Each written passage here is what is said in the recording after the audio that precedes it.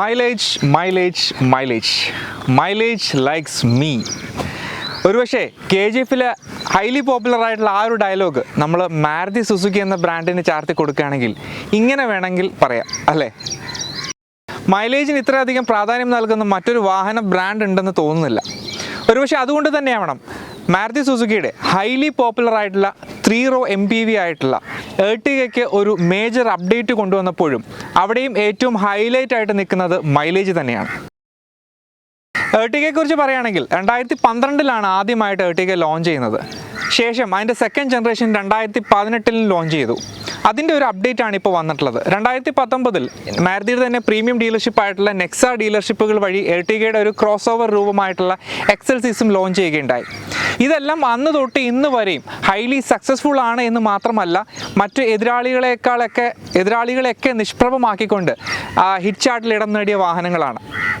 ഈ ഒരു അടുത്ത് കിയ കാരൻസ് വരുന്നത് വരെയും എർട്ടിഗയ്ക്ക് കാര്യമായിട്ടുള്ള കോമ്പറ്റീഷൻ ഒന്നും ഉണ്ടായിരുന്നില്ല എന്നുള്ളത് തന്നെയാണ് മറ്റൊരു വാസ്തവം.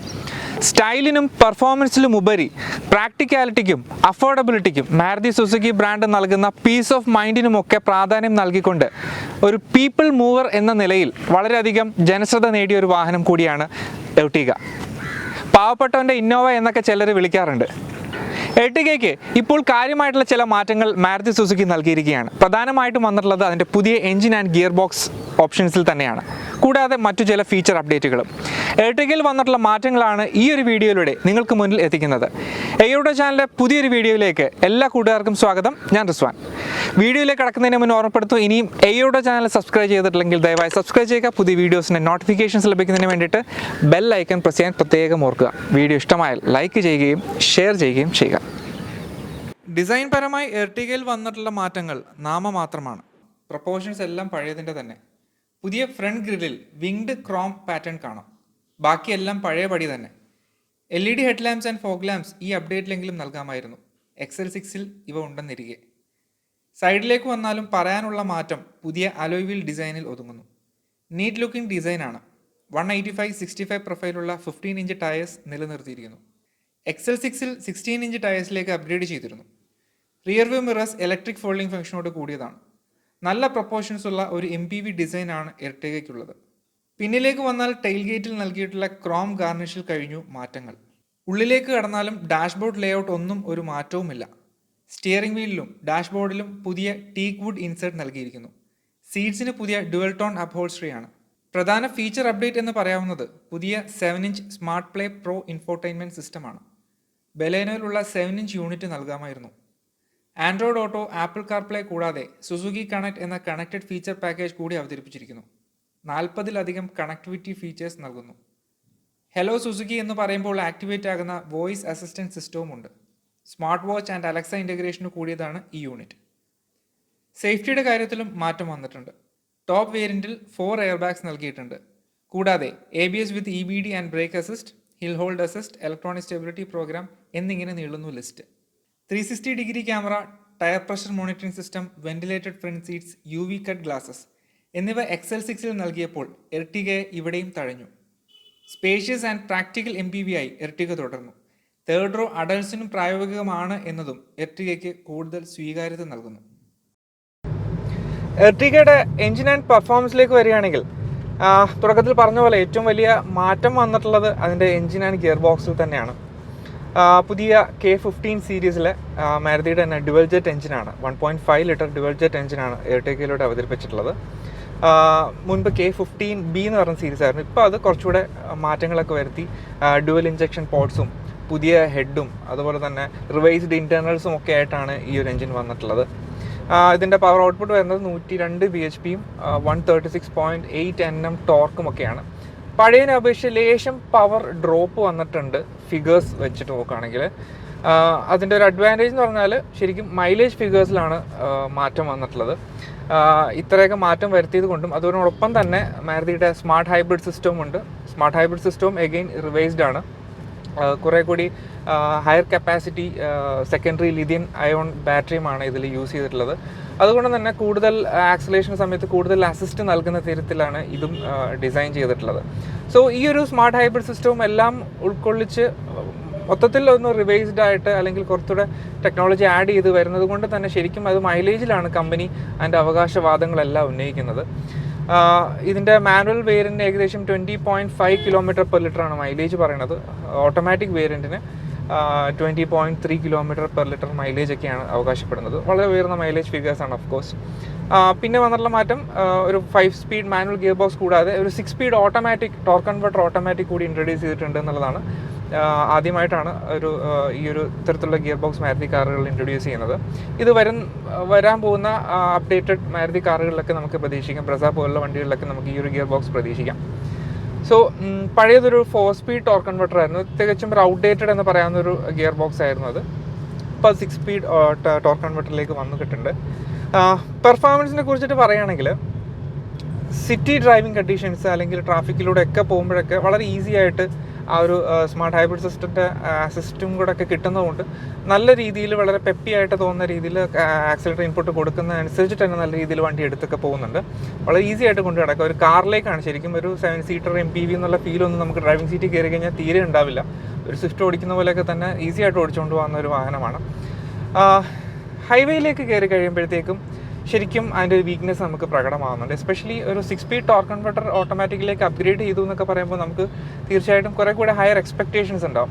ഒരിക്കലും ഒരു പെർഫോമൻസ് കാറായിട്ടോ അല്ലെങ്കിൽ ഒരു പെർഫോമൻസ് എന്തൂസിയാസിനെ തൃപ്തിപ്പെടുന്ന തരത്തിലുള്ള പെർഫോമൻസ് ഒന്നും ഈ ഒരു എഞ്ചിൻ ആൻഡ് ഗിയർ ബോക്സിൽ നിന്ന് പ്രതീക്ഷിക്കാനേ പാടില്ല. കാരണം അത്തരത്തിലുള്ള ഒരു എഞ്ചിൻ അല്ല ഇത്. ശരിക്കും ഈ ഒരു അപ്ഡേറ്റ് കൂടുതലും മൈലേജിന് വേണ്ടി മാത്രമായിട്ട് ചെയ്തൊരു അപ്ഡേറ്റ് പോലെ തോന്നുന്നു. ഒരു ഔട്ട്റൈറ്റ് പെർഫോമൻസിലുപരി ഒരു മൈലേജിനെ ഫോക്കസ് ചെയ്തുകൊണ്ട് മാത്രം വരുത്തിയിട്ടുള്ളൊരു അപ്ഡേറ്റ് ആയിട്ടാണ് എനിക്ക് തോന്നിയിട്ടുള്ളത്. പെർഫോമൻസ് ഒക്കെ പഴയനെ പോലെ തന്നെ സിമിലർ എന്ന് വേണമെങ്കിൽ പറയാം. എടുത്ത് പറയേണ്ട ഒരു കാര്യം, ഈ ടോർക്ക് കൺവെർട്ടർ ഓട്ടോമാറ്റിക് വന്നപ്പോഴത്തേക്കും ശരിക്കും ആ ഒരു എഞ്ചിൻ്റെ ഒരു പെർഫോമൻസ് ആസ്വദിക്കാനായിട്ട് കുറച്ച് എഫേർട്ട് ഇടേണ്ട പോലെ ആയിട്ടാണ് എനിക്ക് തോന്നുന്നത്. കാരണം ഇനിഷ്യൽ ആക്സലേഷനൊക്കെ നല്ല രീതിയിൽ റെസ്പോൺസും കാര്യങ്ങളൊക്കെ ഉണ്ട്. പക്ഷേ കുറച്ചൊന്ന് ഒരു ഓവർടേക്കിങ്ങിൻ്റെ സമയത്തോ അല്ലെങ്കിൽ കുറച്ചൊന്ന് ഒരു ഓപ്പൺ സ്പേസ് കിട്ടുമ്പോൾ നമ്മൾ ഒന്ന് ആക്സലേറ്റ് ചെയ്യാൻ ശ്രമിക്കുമ്പോഴൊക്കെ ശരിക്കും നല്ല രീതിയിൽ എൻജിൻ വർക്ക് ചെയ്ത് നല്ല രീതിയിൽ ആക്സിലേറ്റർ ഫ്ലോർ ചെയ്യേണ്ട ഒരു ഫീലിംഗ് ആണ് എനിക്ക് വരുന്നത്.